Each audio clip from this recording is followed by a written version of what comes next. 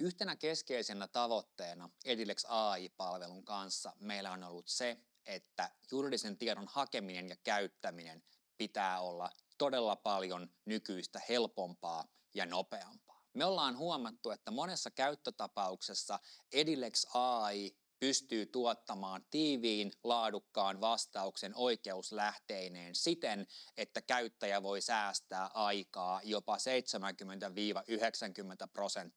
verrattuna siihen, että hän etsii sitä tietoa perinteisestä lakitietopalvelusta suodattaen oikeat dokumentit hyvin monista lähteistä ja sen jälkeen käydessään niitä läpi yksitellen.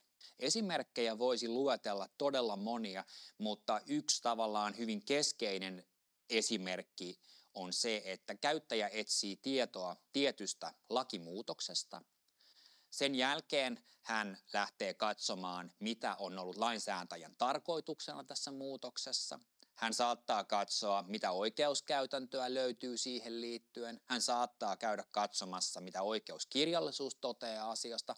Tai sitten hän vain kysyy kysymyksen Edilex AI:lta ja hän saa muutamassa sekunnissa yhteenvedon keskeisistä oikeuslähteistä sekä tiiviin, hyvällä rakenteella varustetun vastauksen, mistä on kysymys. Kun se ajansäästö kertautuu moniin hakutapauksiin ja moniin erilaiseen tiedonhakuun, niin vaikutus on erittäin merkittävä.